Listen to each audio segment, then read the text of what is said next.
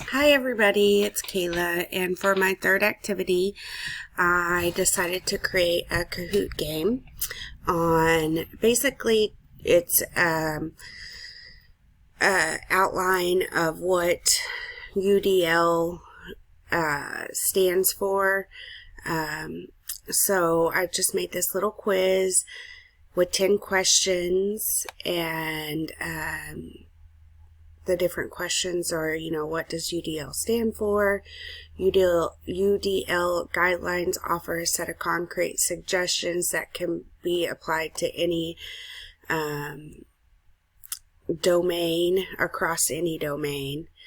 Active networks are the blank of learning, which is not a way to promote engagement. Basically, it just gives you a better understanding of what UDL is and the different processes of it. I hope you guys enjoyed it.